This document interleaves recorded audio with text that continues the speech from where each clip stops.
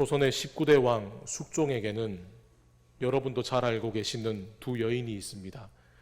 한 사람은 인현왕후이고 또 한 사람은 숙종의 사랑을 입어 단숨에 궁녀에서 수건의 위치에 오른 희빈장씨이죠. 희빈장씨는 왕의 아들인 경종을 낳으면서 승승장구합니다. 하지만 폐위되었던 인현왕후가 다시 복위가 되고 난 다음에 별궁에서 쫓겨난 희빈장씨는 중전의 자리를 빼앗기 위해서 인형과 같은 물건들을 준비해다가 인현왕후가 머무르는 궁궐의 밑에다가 파묻고 궁 안에는 은밀하게 신당을 차려다가 인현왕후가 빨리 죽기를 바라는 치성을 날마다 드립니다. 그 때문일까? 병으로 알아가던 인현왕후가 2년여간의 투병 끝에 세상을 떠나자 인현왕후의 죽음 뒤에 바로 이 희빈장씨의 저주가 있다는 것을 알게 됩니다. 그리고 그 죽음에 대한 책임으로 희빈장씨에게 사약을 내리죠. 이 역사적인 기록은 그 당시에 누군가를 저주한다는 것이 실제로 그 사람을 죽이는 것만큼이나 끔찍한 죄악으로 여겼다는 것을 우리에게 알게 합니다. 하지만 이제 우리는 21세기를 살아갑니다. 사람이 다른 행성에 발을 디디는 시대를 살아가죠. 이제는 우리들 가운데 누군가를 저주하기 위해서 인형에다가 꼬챙이를 찔러 넣는 사람은 없습니다. 설령 우리가 누군가를 저주한다고 해서 그 저주가 그대로 이루어질 것이다 철석같이 믿는 사람들도 그리 많지는 않을 겁니다. 하지만 이 21세기를 살아가면서도 여전히 다른 사람의 삶을 무너뜨릴 수 있는 저주는 여전히 존재합니다. 제가 교육부를 담당하면서 고등부를 맡을 때입니다. 고등부의 아이들에게 제가 질문을 한 적이 있습니다. 부모님에게 제일 많이 듣는 말은 무엇인지, 그리고 부모님에게 제일 듣기 싫은 말은 무엇인지. 90명이 넘는 고등부 아이들이 다 답을 써냈는데 답이 몇 가지로 다 모입니다. 아이들이 제일 듣기 싫어하는 부모님의 말씀은 뭘까요? 공부해라. 공부하면 남 주냐? 너 커서 뭐가 되려고 이러니? 너 누굴 닮아서 이 모양이야? 옆집에 누구는 이번에 몇 등을 했다더라. 야, 너 이렇게 하려면 때려치워라. 네가 하는 일이 다 그렇지 뭐. 교회 열심히 나가지 마. 신앙생활은 대학 가고 나서 해. 그런데 아이들에게 이런 말들을 하시는 부모님들의 대부분이 바로 교회를 다니시는 분들입니다. 제가 이 부모님들을 다 모았습니다. 모으고는 자녀들이 쓴 답을 보여드렸습니다. 그리고 물었습니다. 왜 이렇게 얘기하셨습니까? 그런데 아이들의 수보다 더 많은 부모님들이 모이셔서 답을 하시는데 대답은 똑같습니다. 목사님, 답답해서 그랬습니다. 답답해서. 목사님, 잘 되라고 하는 말이죠. 여러분, 벼룩이라고 하는 벌레를 아시죠? 벼룩은 자기 키의 수백 배를 뛰어오릅니다. 그런데 이 벼룩을 작은 상자에 넣어두면 벼룩이 평소대로 뛰다가 그 상자 천장에 머리를 부딪히죠. 계속 뛸 때마다 천장에 머리를 부딪힙니다. 그렇게 뛰다가 어느 순간 벼룩은 상자보다 높이 뛰지 않습니다. 왜냐하면 높이 뛰어봐야 천장에 머리를 부딪힌다는 걸 알기 때문이죠. 그런데 그 상자에 한 20분 벼룩을 넣어두었다가 그 한 20분 뒤에 상자 뚜껑을 열어놓으면 벼룩은 얼마만큼 뛸까요? 상자 높이만큼만 뜁니다.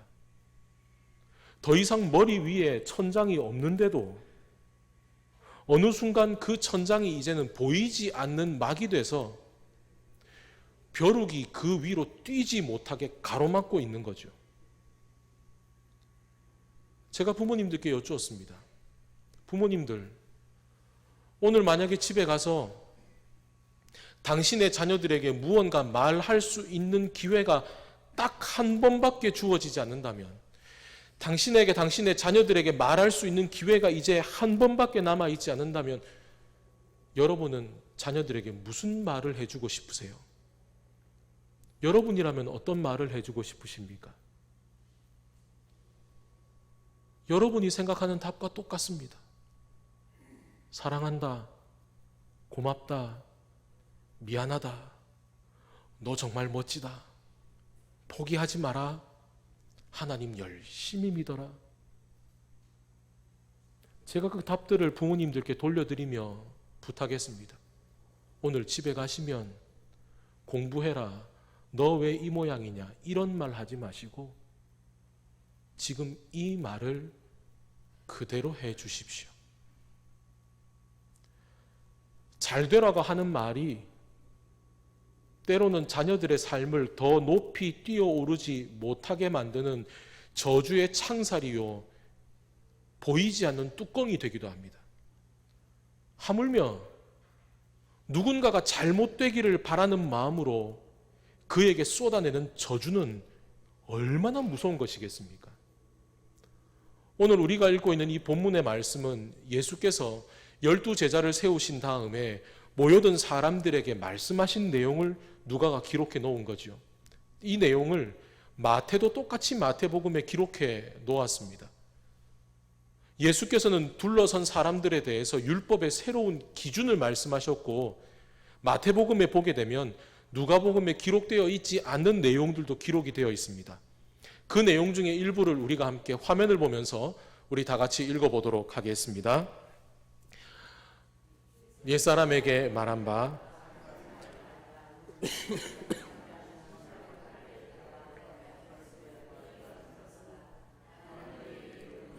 형제에게 노하는 자마다 심판을 받게 되고, 형제를 대하여 라가라 하는 자는 공회에 잡혀가게 되고, 미련한 놈이라 하는 자는 지옥불에 들어가게 되리라. 아멘.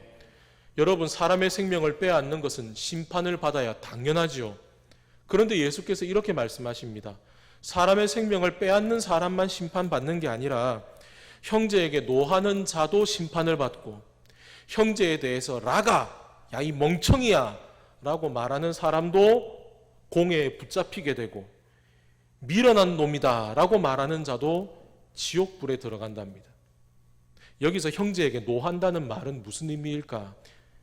이 문구 속에는 생략된 표현이 있습니다. 형제에게 이유 없이, 까닭 없이 노하는 사람.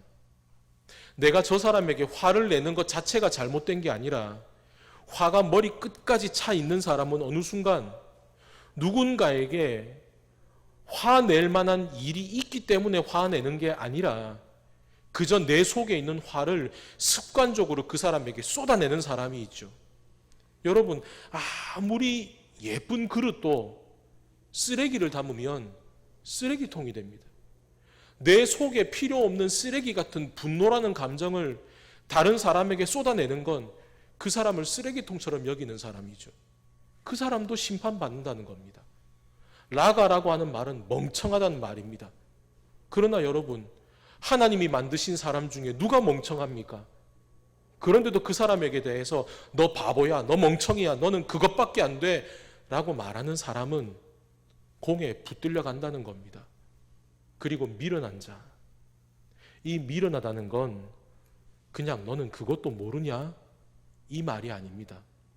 여기서 미련하다는 말은 하나님을 모르는 어리석은 사람이라는 말입니다. 그런데 이 말은 이 사람이 하나님을 모른다 해서 이 사람을 비난하는 것으로 끝나는 게 아닙니다. 너 하나님을 모르는 너같이 어리석은 사람은 하나님 앞에서 너 멸망을 당해봐야 돼. 바로 이 뜻입니다. 이건 저주죠. 하나님도 너는 가만두지 않을 거야. 하나님이 너 같은 사람을 그냥 둘 것 같아? 분명히 하나님이 너 벌 주실 거야. 너는 멸망을 당해도 싼 인간이야. 그런데 이렇게 말하는 사람, 지옥불에 던져진다는 겁니다. 사람을 칼로 찔러 죽이는 살인이나 그 사람에 대해서 그 사람을 초라하게 만들고 그 사람을 비난하고 그 사람에게 쏟아내는 저주의 말을 하는 건 그 사람을 그의 속에서 죽이는 또 다른 살인과 똑같다는 거죠. 오늘날에도 우리에게 이와 같이 대하는 사람이 있습니다. 여러분의 자존감을 무너뜨리는 사람이 있습니다. 여러분을 비난하는 사람이 있습니다. 넌 그거밖에 안 돼. 너는 어떻게 되먹은 인간이야. 에휴, 네가 하는 말 일이 다 그렇지. 너 또 실패할 줄 알았어. 우리에게 저주하는 사람이 있습니다. 그런 사람들에게 어떻게 대해야 될까?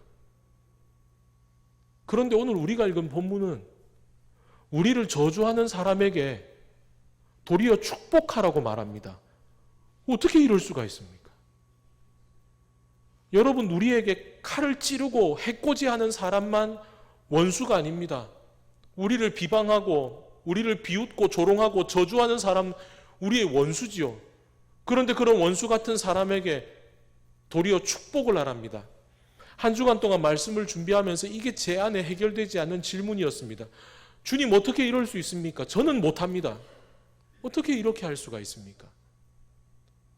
그런데 고민하며 기도하는 저에게 하나님께서 생각나게 해주신 구절이 있습니다. 바로 신명기의 말씀이죠.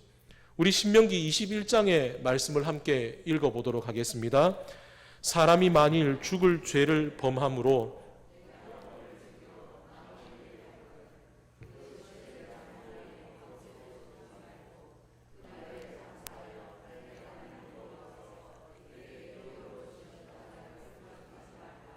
나무에 달린 자는 하나님께 저주를 받았음이니라. 아멘. 나무에 달려 죽는 것이 율법적으로는 저주받은 죽음입니다. 그렇다면 예수님께서 그것을 모르셨을까요? 그것을 아시는 주님께서 나무에 달려 죽는 십자가의 죽음을 선택하셨습니다.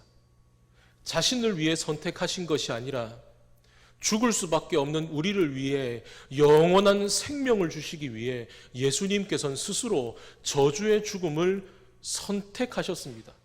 그런데 예수께서 그 저주의 죽음을 선택하셨을 때 그 십자가를 둘러싸고 있는 사람들은 어떻게 합니까? 십자가를 지고 가는 예수님에게 침을 뱉고 뺨을 때리고 십자가를 바라보면서 비난하고 저주합니다. 그런데 그렇게 예수님을 저주하는 사람들을 향해서도 예수께서는 그들을 축복하셨습니다. 누가복음에는 그들을 바라보시며 하나님께 기도하시는 예수님의 말씀을 이렇게 적어 놓았습니다. 아버지, 저들을 사하여 주옵소서. 자기들이 하는 것을 알지 못함이니이다. 사람들의 어떤 비난과 저주도 그들에게 구원을 주시기 위해 저주받은 죽음을 선택하신 주님의 사랑을 끊을 수 없었기 때문입니다. 근데 그 주님께서 제자들에게 이와 같이 말씀하셨습니다. 요한복음 16장의 말씀입니다. 이것을 너희에게 이르는 것은 너희로 내 안에서 평안을 누리게 하려 함이라. 세상에서는 너희가 환난을 당하나 내가 세상을 이기었노라. 아멘. 예수께서는 세상의 환난을 승리하셨습니다. 그런데 그 이기신 주님께서 우리에게도 제자들에게 말씀하시기를 평안을 주시겠답니다. 그런데 여러분, 제자들이 평안을 누리기 위해서는 누구와 함께 누구 안에 있어야 합니까? 너희로 내 안에서 평안을 누리게 하려 함이라. 우리가 예수 그리스도를 따라간다는 것은 우리 또한 주님이 당하신 환난을 우리도 겪는다는 얘기입니다. 그런데 그 환난 가운데 승리하신 주님께서 제자들에게 약속하시기를 내가 너희들 옆에 있으니 너희가 내 안에 있으면 그 어떤 환난도 내가 너희에게 주는 그 평안을 끊어낼 수 없다는 거죠. 여러분, 예수 그리스도를 따라가는 그리스도인이란 바로 이 평안을 세상 가운데 누리며 살아가는 사람인 줄로 믿습니다. 여러분, 그렇기 때문에 스데반이 유대인들의 저주와 그 돌에 맞아 죽어가면서도 예수께서 십자가에 사신 그 축복과 똑같이 자기를 저주하며 죽이는 사람들을 축복할 수 있었던 이유가 무엇입니까? 그들의 저주와 돌도 지금 하늘 보좌 위에서 스데반을 향해 팔을 활짝 펴시고 그를 부르시는 주님의 사랑에서 스데반을 끊어낼 수 없었기 때문입니다.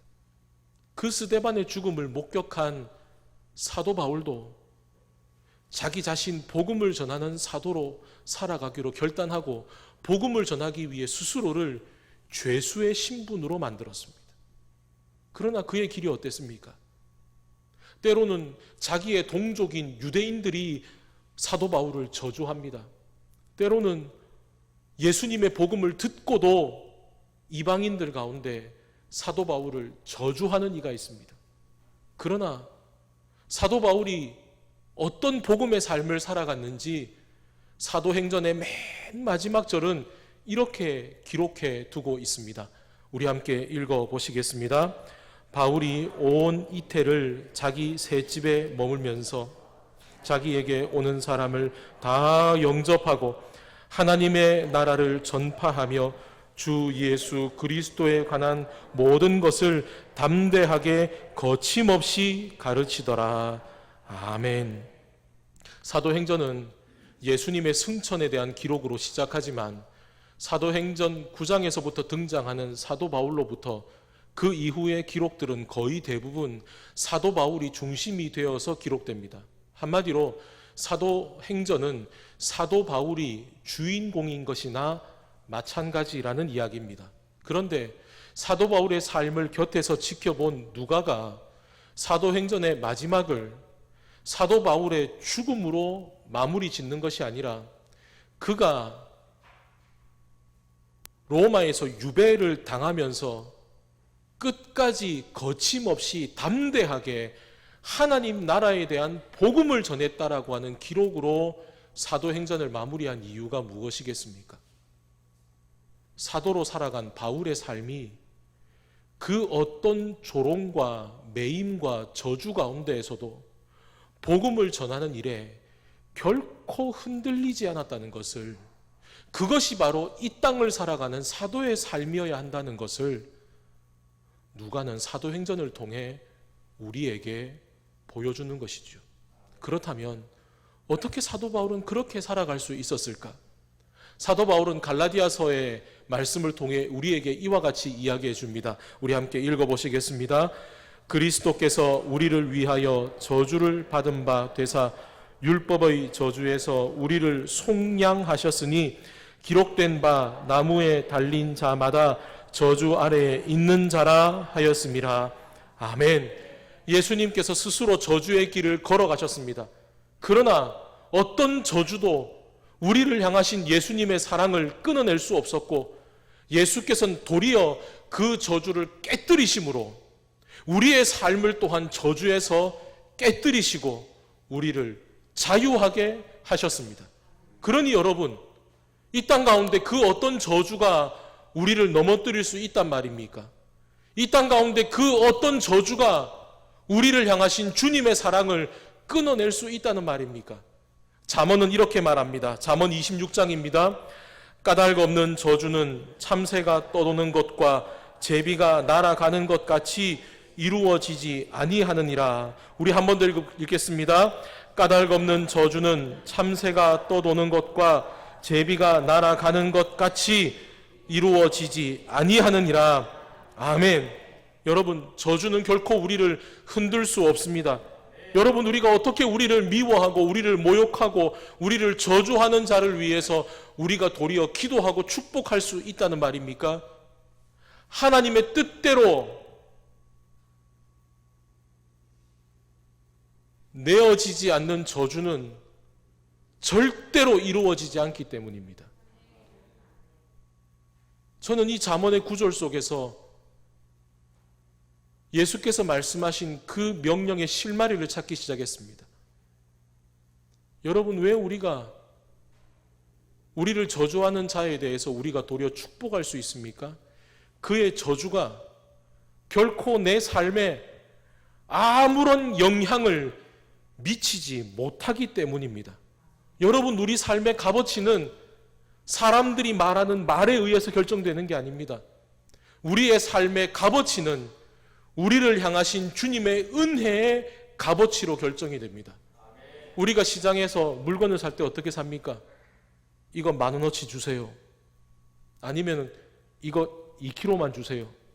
그러면 돈의 가치에 따라서, 그리고 저울에 달아서 무게의 가치대로 팔고 사지요.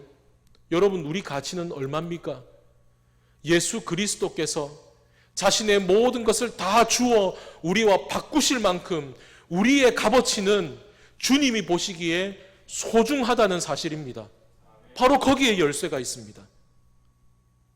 어떤 저주도, 어떤 비난도 우리의 삶에서 예수님의 값어치를 우리의 저울에서 덜어낼 수 없습니다. 그래서 사도 바울은 로마서를 통해 이렇게 선언합니다. 우리 함께 선포하십시다. 내가 확신하노니 사망이나 생명이나 천사들이나 권세자들이나 현재일이나 장래일이나 능력이나 높음이나 깊음이나 다른 어떤 피조물이라도 우리를 우리 주 그리스도 예수 안에 있는 하나님의 사랑에서 끊을 수 없으리라. 아멘. 하나님의 사랑에서 끊을 수 없으리라. 하나님의 사랑에서 우리를 끊을 수 없으리라. 그렇기 때문에 사도 바울은 또한 고린도전서에서 이와 같이 말합니다. 사망아, 너의 승리가 어디 있느냐? 우리 함께 선포합니다. 사망아, 너의 승리가 어디 있느냐? 사망아, 네가 쏘는 것이 어디 있느냐? 사망이 쏘는 것은 죄요, 죄의 권능은 율법이라. 우리 주 예수 그리스도로 말미암아 우리에게 승리를 주시는 하나님께 감사하노니, 그러므로 내 사랑하는 형제들아, 견실하며 흔들리지 말고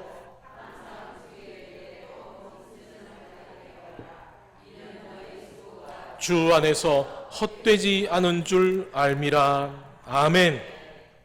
사망은 우리에게 마치 화살처럼 쏘아집니다. 우리를 저주하는 말은 때때로 화살처럼 우리의 가슴에 박힙니다. 그런데 사도 바울은 뭐라고 고백합니까? 우리에게 승리를 주시는 주님, 그 주님이 우리 앞에 계시면, 우리가 그 주님 안에 있으면 상황은 역전됩니다.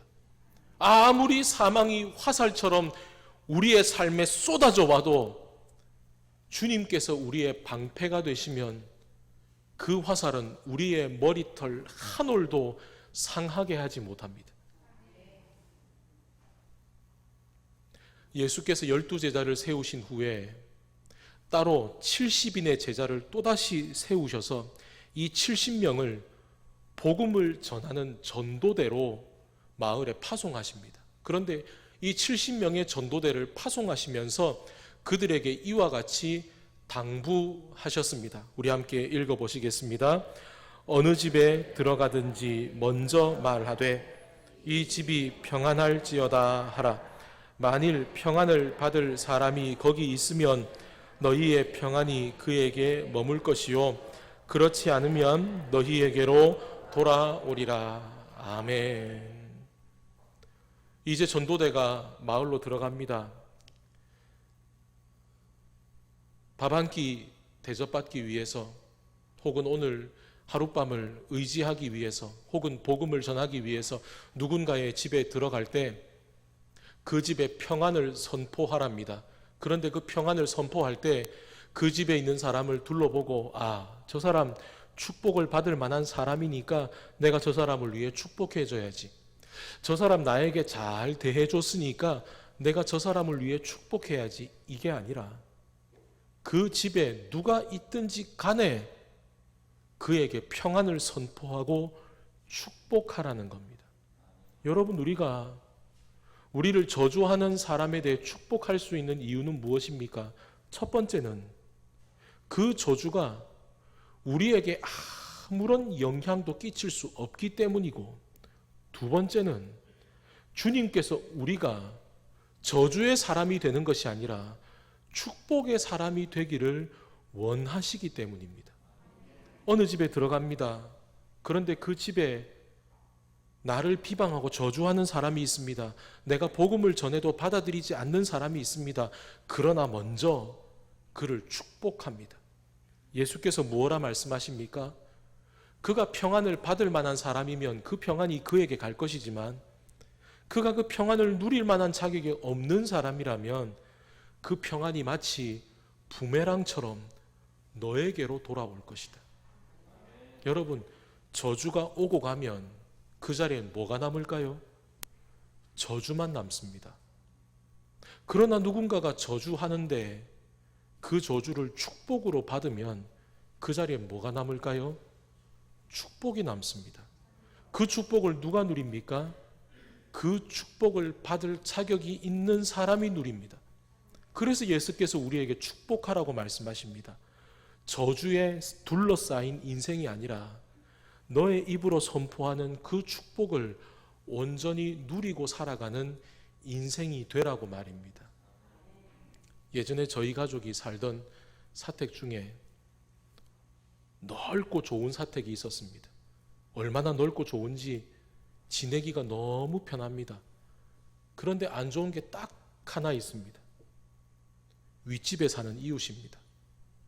이 부부는 재래시장에다가 말린 식재료를 파시는 분인데 그 재료를 말려다가 작두에 썰고 장만하는 일을 꼭 밤 11시, 12시에 합니다. 밤만 되면 작두 써는 소리, 기계 돌리는 소리, 탁자 옮기는 소리, 세탁기 돌리는 소리, 밤에 잠을 잘 수가 없습니다. 시간이 지나 괜찮아지려나 하고 기대해도 괜찮아지지가 않습니다. 하루는 우연히 기회가 되어서 얘기를 했는데 도리어 우리에게 화를 벌컥 냅니다. 어떨 때는 술에 취해서 우리 집에 찾아와서 행패를 부리기도 합니다. 이 어떻게 해야 합니까? 기도밖에 없지요. 근데 기도하다 하나님께서 우리에게 기가 막힌 지혜를 주시고 기도의 제목을 주셨습니다. 우리 가족이 날마다 그 집을 위해서 기도합니다. 하나님, 저 집이 하나님 알게 해주십시오. 그리고 하나님, 저 집이 돈 많이 벌어서 다른 집으로 이사가게 해주십시오. 여러분, 이게 저주입니까? 축복입니까? 축복입니다. 그런데 축복으로 기도하니 가장 먼저 달라진 건 우리가 달라집니다. 그 집을 바라볼 때 우리 안에 쓴뿌리가 나오지 않습니다. 그 집을 바라볼 때마다, 그 집이 밤에 시끄럽게 할 때마다 우리는 뭘로 기도할까요? 주님, 저 집 돈 많이 벌어서 더 좋은 집으로 이사가게 해주십시오. 안타깝게도 우리가 있는 동안에 그 집은 이사를 가지 못하셨습니다. 지금은 어떻게 되었는지 모릅니다. 그러나 우리가 축복하며 기도할 때 그 축복이 우리의 삶을 바꿀 수 있다는 걸 저희 가족은 경험했던 적이 있습니다. 여러분, 만약에 말입니다, 누군가가 여러분을 저주하고 그 저주한 사람이 미워서 우리도 그 사람에게 똑같이 저주했다고 가정해 봅시다. 그런데 우리가 저주한 대로 그 내용이 고스란히 이루어졌다고 생각해 봅시다. 그렇다면 그 사람이나 나나 똑같이 저주의 말을 듣고 그 저주 아래 살면 속이 시원하겠습니까? 아니면 나에게 저주하는 그 사람에게 내가 축복하며 그 축복으로 인해 도리어 그 축복의 입술이 나의 삶을 변화시키고 나를 하나님이 주신 복을 누리게 하는 삶으로 살아가는 것, 그것이 더 속 시원한 삶이겠습니까? 고난 가운데, 저주 가운데 눌려 있는 삶, 축복을 가득 누리고 사는 삶, 둘 중에 하나를 택해야 한다면 여러분은 어떤 삶을 택하시겠습니까? 그러니 오늘 우리가 우리를 저주하는 사람에 대해 축복해야 하는 이유가 바로 여기 있습니다. 그런데 우리가 누군가를 축복하기 위해서는 먼저 우리가 선포해야 할 것이 있습니다. 그것은 바로 지금도 여러분의 삶을 짓누르고 있는 그 저주의 말들을 이제는 더 이상 여러분의 삶에 아무런 권세가 없다는 것으로 끊어버려야 되는 겁니다. 사람들은 말합니다. 너 왜 그거밖에 안 돼? 너 또 실패하지. 너 뭐가 되겠어? 네가 하는 일이 다 그렇지. 다른 사람들을 봐. 너보다 더 잘 살아.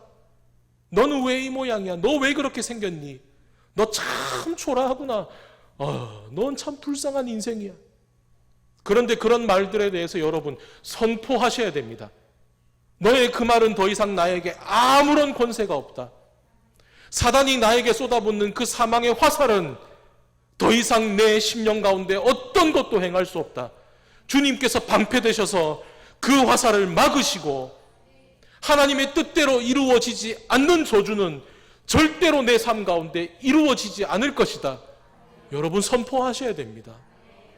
여러분 그렇다면 오늘 그 저주가 끊어져야 될 삶의 자리 가운데 또 하나의 자리가 있습니다. 그건 바로 가정입니다. 필립 얀 씨라고 하는 목사님이 있습니다. 고통과 고난에 대해서 참 귀한 은혜를 책으로 많이 남긴 목사님이죠. 이 목사님의 책에는 데이지라고 하는 한 여인에 대한 이야기가 나옵니다. 이 데이지라는 여인은 1898년도에 미국에서 태어납니다. 알코올 중독의 폭력을 일삼는 아버지, 그리고 자식에 대해서 한 번도 용서를 해본 적이 없는 어머니 밑에서 태어난 이 자녀들. 아버지가 술을 먹고 하도 어머니를 두들겨 패는 바람에 어머니는 어느 날 집에서 쫓겨납니다. 그리고 이 자식들이 고스란히 아버지의 폭력에 그대로 노출이 돼 살아갑니다. 그러던 어느 날 아버지가 갑자기 사라져 버렸습니다. 어쩌면 아버지가 사라져 버린 것이 자녀들에겐 더 잘된 일인지도 모르죠. 시간이 지나서 자녀들이 장성해서 다 결혼을 하고 각자 가정을 꾸렸습니다. 그런데 어느 날 죽은 줄 알았던 아버지가 돌아왔습니다. 그것도 하나님을 인격적으로 만나서 더 이상 술을 입에 대지 않고 말이죠. 비록 알코올 중독의 후유증으로 죽어가고 있지만 이 아버지가 돌아와서 자녀들을 찾아다니면서 용서를 구합니다. 나를 용서해다오. 그런데 이 데이지라고 하는 여인만은 아버지를 용서를 못합니다. 그리고 아버지가 돌아가실 때까지 아버지 집 지척에 살고 있으면서도 한 번도 아버지를 만나지 않습니다. 나는 아버지 닮지 않을 거야. 데이지는 아버지를 닮아가지 않으려고 평생 술을 단 한 방울도 입에 대지 않습니다. 그런데 폭력을 일삼는 아버지의 모습, 그리고 한 번도 자식을 용서하지 못했던 어머니의 모습을 고스란히 닮아갑니다. 이 데이지도 자기 자녀들에 대해서 매를 들고 용서를 할 줄 모릅니다. 그 데이지 밑에서 자라난 딸들 가운데 마가렛이란 딸도 결심합니다. 나는 크면 엄마처럼 안 살아야지. 그런데 시간이 지나서 마가렛도 엄마 데이지와 똑같은 엄마가 됩니다.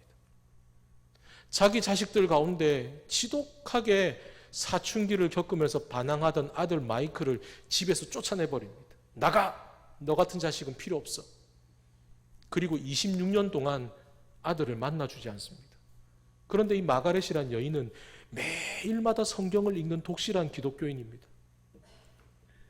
옆에서 그 모습을 보다가 필립 얀 씨 목사님이 이렇게 권면했습니다. 자매님, 성경 가운데 돌아온 탕자에 대한 이야기 아시죠? 예, 알죠. 그 얘기에서 받는 은혜가 뭡니까? 하나님이 어떤 죄인이든지 용서해 주신다는 얘기죠. 맞습니다, 자매님. 그러니 이제 자매님도 아들을 용서해 주셔야 안 되겠습니까? 그 순간 이 어머니의 눈빛이 바뀝니다. 아니요. 용서라니요. 이놈이 용서를 받으려면 집 나간 탕자가 아버지한테 용서를 빌기 위해서 온 것처럼 내 앞에서 눈물 쏙 흘리면서 기어오면 내가 용서해 줄 겁니다. 아들 마이클의 삶은 어땠을까요? 필립 얀 씨 목사님은 그 책 속에서 아들 마이클의 인생 또한 용서를 모르는 어머니의 삶과 똑같이 자기 가족을 용서할 줄 모르는 어른으로 자라나고 있다는 걸 적어 놓습니다. 아버지 때로부터 시작해서 마이클에 이르기까지 4대의 가문이 하나님의 은혜는 온데간데 없이 폭력과 용서하지 못하는 마음으로 똘똘 뭉쳐 있다는 걸 이 목사님이 얘기하고 있는 겁니다. 여러분, 이 부끄러운 대물림이 이 마이크입니까? 오늘날 우리 주위에도 이 안타까운 대물림이 가정마다 이루어지고 있다는 것을 너무나 가슴 아프게 봅니다. 하나님이 원하시지 않는 말과 행동을 자녀에게 쏟아냅니다. 자녀는 그걸 그대로 받아서 또 자기 자녀에게 그대로 쏟아냅니다. 여러분, 이 저주의 대물림과 같은 이 매듭을 누군가는 끊어내야 됩니다. 누가 끊어야 됩니까? 여러분, 누가 끊어야 됩니까? 누가 끊어야 됩니까? 누가 끊어야 됩니까? 저와 여러분이 끊어내야 됩니다. 다른 사람에게 끊어달라고 하지 마십시오. 저와 여러분이 끊어내야 됩니다. 저주의 쳇바퀴를 끊어내는 사람은 바로 그 저주의 순환을 축복으로 바꾸는 사람이 그 저주의 대물림을 끊어내는 사람입니다. 여러분, 여러분의 자녀들을 축복하십시오. 그러나 이 축복이란 막연하게 내 자녀의 삶을 긍정하거나 그냥 칭찬하는 것이 축복이 아닙니다. 자녀를 축복한다는 것은 하나님이 주시는 마음을 전해주는 겁니다. 여러분, 무엇을 대물림해 주시겠습니까? 우리가 대물림해 줄 것은 하나밖에 없습니다. 바로 믿음입니다. 그것을 이야기해 주는 겁니다. 사랑하는 아들아, 사랑하는 딸아, 말씀을 손에서 놓지 마라. 그러면 이 말씀이 너의 삶을 비추어 줄 것이다. 얘야, 절대로 포기하지 마라. 하나님은 너를 포기하지 않으셨어. 꿈을 절대로 내려놓지 마라. 네가 그 꿈을 주님 앞에 붙잡고 나아가는 이상 하나님은 너를 통해 하나님의 꿈을 이루어 나아가실 거야. 하나님을 사랑해라. 네가 그 어떤 것보다 하나님을 사랑한다면 하나님께서도 세상 그 어떤 누구보다 너를 사랑하실 거야. 여러분, 이것이 바로 축복입니다. 그러니 이제 우리는 한 주간 살아갑니다. 성령 강림주일, 우리의 삶 가운데 성령께서 임하시기를 소망하고 기도하는 한 주간, 여러분 어떤 말들을 여러분의 입술에 얹고 살아가시겠습니까? 여러분을 저주하는 세상의 헛된 저주의 말들은 결코 여러분을 단 한순간도 머리털 한 올도 건드릴 수 없다는 것을 선포하십시오.